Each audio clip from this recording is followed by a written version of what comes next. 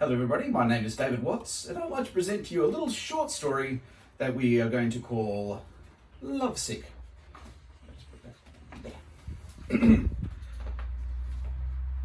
Despite being a fan of the publication, Jeff questions if the latest edition of the Streetcars magazine would really be a worthy substitute to his usual choice of loo paper.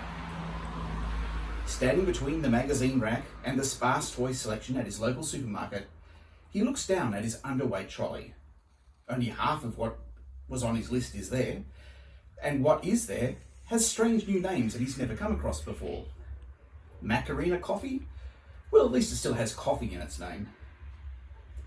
Without warning, there's a crash of metal on metal 2 aisles away, followed by the scampering of trolley preambling feet. Could it be he had to take the risk? Jeff spins his light trolley around, knocking some sub-hero action figures off the toy shelf and bolts towards the promising cacophony. It was true. A tall, lanky employee was cutting open boxes and stacking the shelves with bright white, glorious bog roll. But as soon as a packet hit the shelves, they were absorbed by the hungry throng of faceless shoppers. This was foreign territory for Jeff.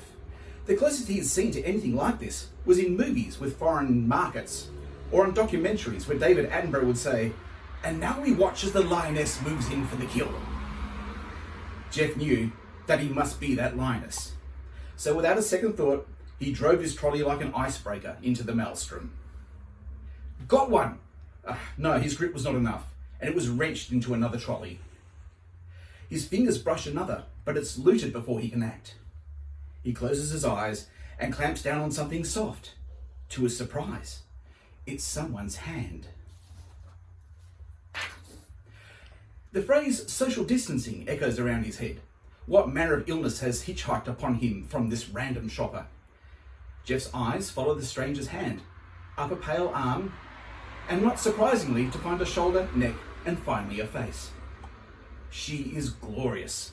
Her cheeks are a little red from pushing her trolley, her hair tied back into an awkward off-centre ponytail, a smattering of small freckles that her makeup would have otherwise hidden.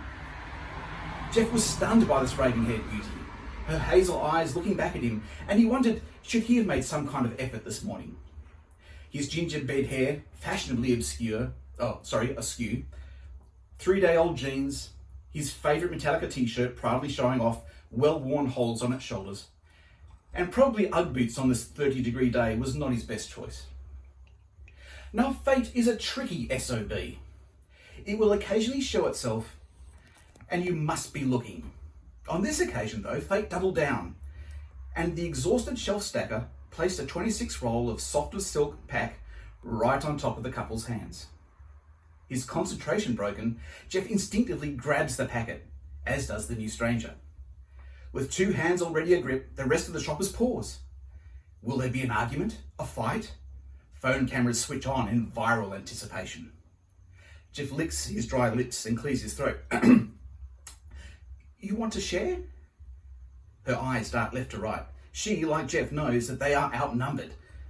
Half of something is better than all of nothing, so ever so subtly, she nods.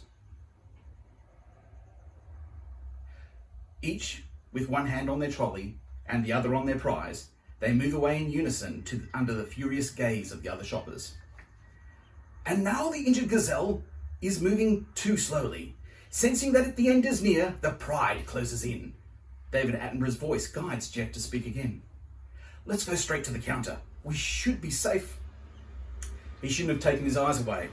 Just like Troy's 1976 Monaro on page 5 of Jeff's rejected magazine, the other shoppers launched themselves and their trolleys towards the hapless duo. With the 26 roll pack gripped between them, Jeff and the stranger bolt towards the end of the aisle. The stranger's trolley starts to wobble. A disobedient rear wheel is dancing to its own tune and was not built for this kind of velocity. Jeff slows down to match her speed. The other shoppers are almost on top of them. A steel tsunami, 4 trolleys abreast in a 3-trolley aisle wide. Because of the mother gazelle's sacrifice, her young will live another day in the herd. Sighing, Jeff shakes his head and turns to the stranger. Swap trolleys! I can't. I'll have to let go of the poo paper. You won't have to. Jeff stands as tall as his 5-foot frame will allow.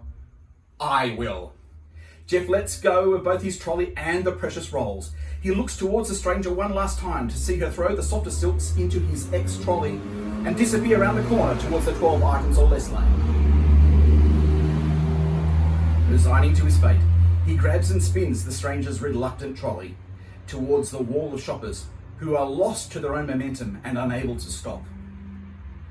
You shall not wipe, he cries, and charges the stranger's trolley straight at the wall of steel and anger. Akin to a freight train running off the rails, the aisle is shaken by falling shoppers, groceries, and twisted metal. Products fall from the shelves, covering the flailing combatants with washing detergents, dustpans, and shame. Clean up in aisle 6.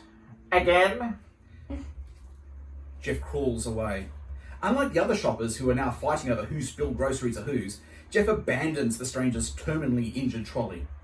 Once clear of the fumbling shoppers and furious cleaners, he stands and walks empty-handed out of the store. He didn't intend to look back, but a firm hand grabs his shoulder. Slowly turning, he sees a large security guard holding him. Hey, are you the guy that caused all that mess back there? The monotone guard asks. Not generally one to lie, Jeff says, sorry, yes. Well, this is for you apparently, he says, and with that hands Jeff 2 squares of folded toilet paper. Jeff looks down and unfolds the 2 sheets. Between them is written a phone number and the name Rebecca. So ends this little tale of fate, sickness and life, and never let it be said that love cannot be found between the sheets. Thank you.